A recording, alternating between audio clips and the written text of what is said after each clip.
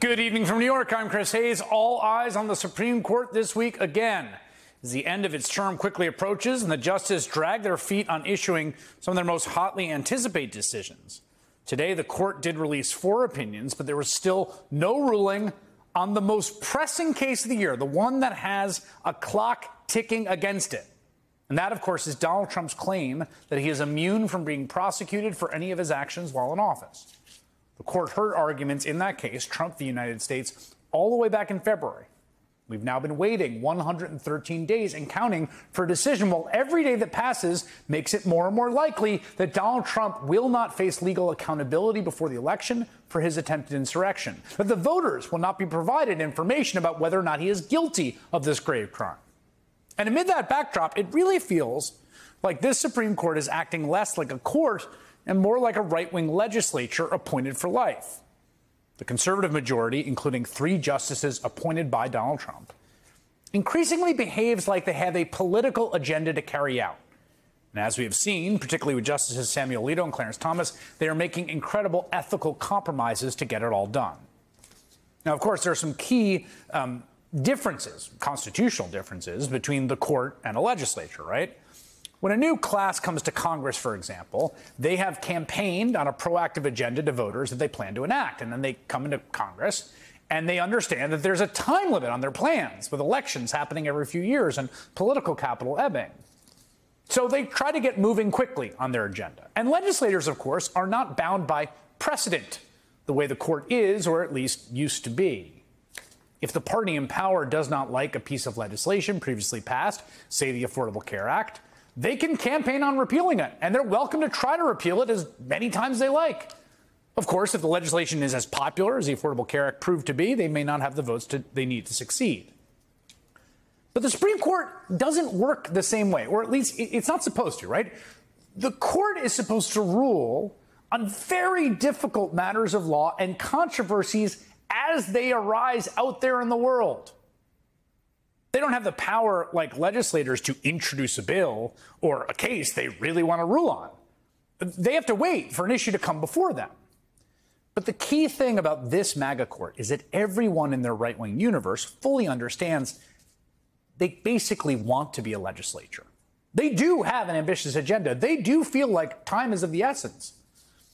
And so the conservative institutions and groups are constantly teeing up the issues they want the courts to hear. They're all kind of working together, even if they don't communicate with each other as such. I mean, we saw this in black and white, right? After Donald Trump's 3rd Supreme Court nominee, Amy Coney Barrett, who was a clear vote against abortion rights, was confirmed, right? In the days before that election, while Ruth Bader Ginsburg had just passed away. When that happened, Mississippi's Attorney General saw her opening, and she went back to the court, because she knew there was now a 6-3 court, to explicitly amend her filing to explicitly ask them to overturn Roe v. Wade. She didn't do that before, but when she saw the numbers, she said, actually, let's go whole hog here. And of course it worked, right? They did exactly that 2 years ago this coming Monday. The abortion pill, mifepristone case, the court heard this term was exact same kind of situation. Right-wing anti-abortion activists look at the makeup of this court. They said, hey, let's take a shot at this. Let's try to ban mifepristone nationwide via judicial fiat. And their argument was preposterous, claiming the Food and Drug Administration should not have approved mifepristone as an abortion medication, and that doctors who missed out on giving birth had suffered an injury and therefore had standing. That was a step too far, even for this court, which unanimously dismissed the case on standing grounds last week. And the same circumstances surrounded the tax case the court did decide today. Again, conservative think tank brought this case, More v. United States. It's a little complicated. It was a tax-era repatriation, Trump-era tax repatriation, but what is essentially an effort to get the court to rule preemptively against the possibility of a wealth tax, a policy that progressives, including Senator Elizabeth Warren, have opposed. Now, once again, the argument went too far even for the MAGA court. They rejected the challenge, this time 7-2. But again, why not take a shot, right? And we're seeing another case just in the last 48 hours, teeing up in Louisiana, where Republican Governor Jeff Landry just signed a bill requiring the 10 Commandments to be displayed in every public classroom, that's public schools in the state. Now, under current precedent, the law is obviously unconstitutional. I would say it's obviously unconstitutional even if it wasn't under current precedent. But there is plenty of established precedent here. In fact, in 1980, the Supreme Court knocked down a very similar law, ruling that it was prohibited under the separation clause of the First Amendment. But Governor Landry says, and I quote, "I can't wait to be sued." And of course, he can't. That makes sense because this is all part of the transparent conservative plan to take advantage of this court that's behaving more like a legislature, eager to act on these right-wing issues. And do it now, while they have this 6-3 majority before something can change. Now, sometimes they really do overstep, right? They try to send things there that are just a little too nutty, even for these justices. 9-0, 7-2. But that's for now, right? Not written in stone. Again, once you just throw out the notion of precedent, well then, the right wing also knows if Donald Trump is reelected, he very well may get to replace more seats on the court. And he could give him an even stronger conservative majority. And in the meantime, again, they might as well shoot the shot. Because what the Supreme Court has become is really an unelected lifetime legislature, a majority of whom were appointed by presidents who didn't even win the popular vote.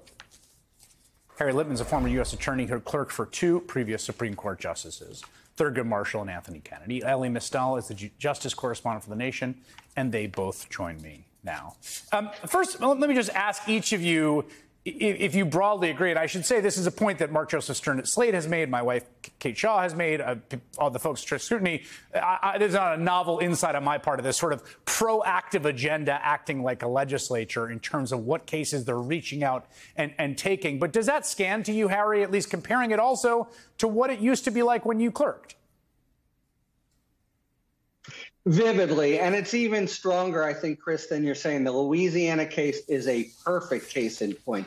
If you're a court that cares about precedent and the rule of law, what you say when a state legislature boldly enacts a flatly unconstitutional provision under the current law is, forget about it. That's the law of the land. You have to follow it. Maybe we'll change it and we'll see you then. But until then, please follow the supremacy clause and the law of the land. The sponsor here actually said she wants all children to look up and see what God says is right and what God says is wrong. It's really a patent violation. But that it goes to show the broader repercussions of this hyper-conservative court, because this wasn't done with any coordination with the court, but groups were there and they were emboldened and enthusiastic.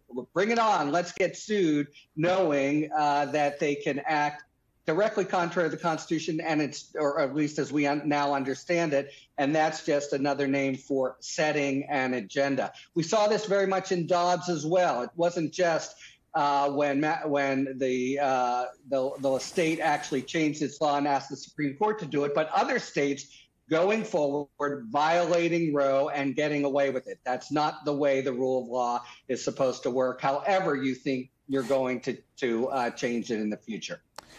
Elie, just to argue against myself for a moment or sort of play devil's advocate and get your response, right? I mean, in some ways, you could look at Mefropristo 9-0, you could look at the Moore 7-2, which were, again, these were like teed up by these conservative groups. They were wacky legal theories, right?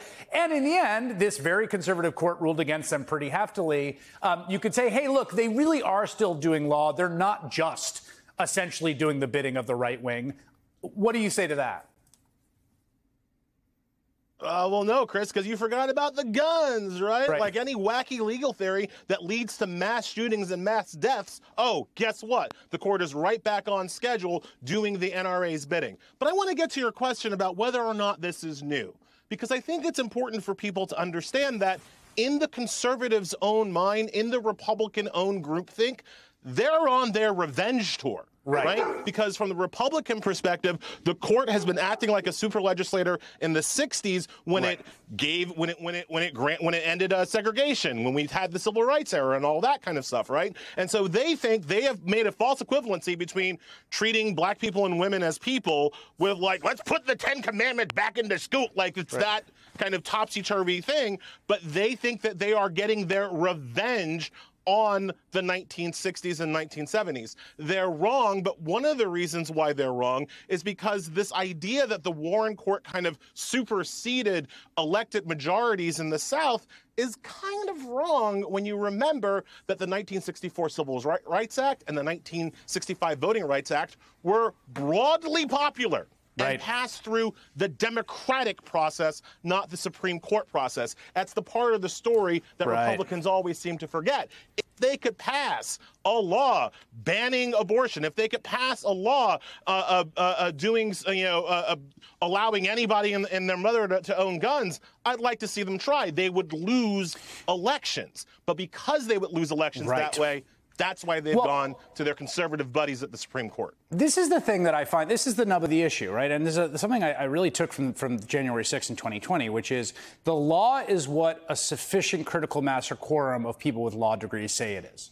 At any given level, right? So it's what will people acculturated to legal culture accept as an argument. In the case of 2020, the arguments were too bad to get a critical mass of those people, whether it was in the White House counsel's office or whether it was in courts. But that's not fixed in stone, right? And so what you have, Harry, is a situation where in the political sphere, the limiting condition on what you can do are politics. If you pass stuff that's unpopular, you're going to get backlash.